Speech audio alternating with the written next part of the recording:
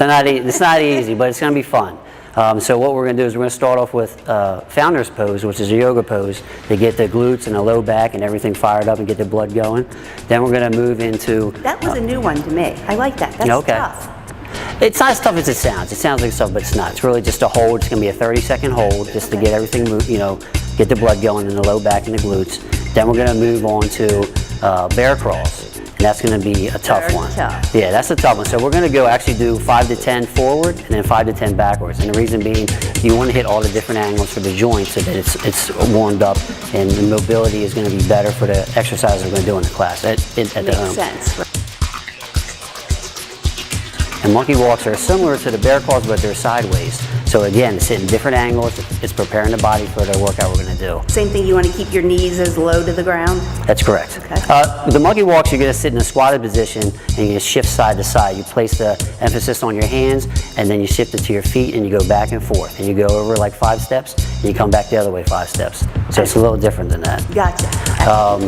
The last one's going to be inchworm with a push-up. Again, to get the joints going, to get the shoulders going, to get the full body stretched out actively. So you're going to go through and get the hamstrings warmed up with the inchworm, and then you're going to do shoulders with the push-up. And we're going to do like 5 to 10 of those. And then we're going to move into the RiPFiT workout. So basically, how long should the warm-up take?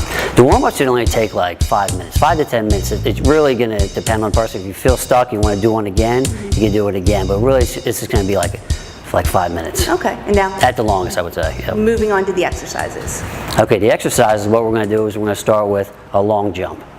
Okay, so you're going to get down, you're going to use your arms, you're going to explosively jump as far as you can comfortably, then you're going to turn around and jump back. You're going to do that for 40 seconds, then you're going to take a 20-second break.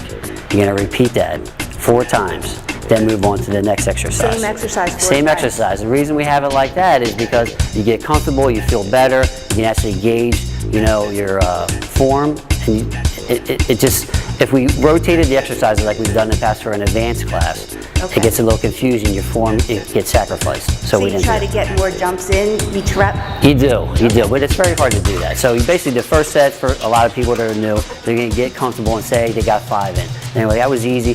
Then the next one you want to get 6, 7, try to push yourself. The more you can push yourself, the more you're going to get out of it. Absolutely. Yeah. What's the second exercise? The second exercise is going to be Spider-Man push-up.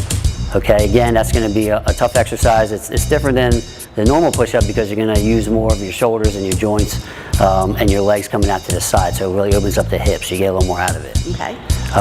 The third exercise, that is tough also. But again, it has to be tough that it's going to keep the heart rate elevated, and it's going to get that benefit of raising the heart rate up and then dropping it down. That's the whole reason for the interval training.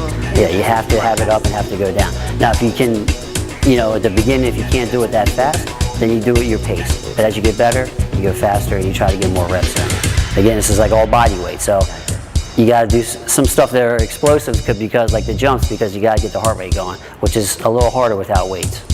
What's the third exercise? The third exercise is going to be a single leg runner squat. So again, that's going to put emphasis on the legs. You're going to go down as far as you can comfortably with the knee in your proper form, and then you're going to explode up with your arms using momentum.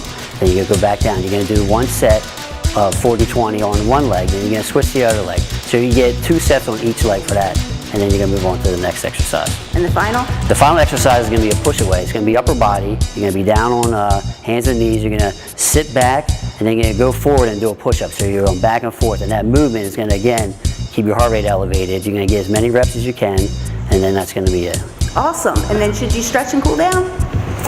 You should stretch and cool down, yes. I always recommend the foam roller. That's one of my favorite modalities, but if you can, you want to do some stretches, you definitely should do that. Doug, Yeah. Awesome workout. Thank you so much. You're welcome, Tanya.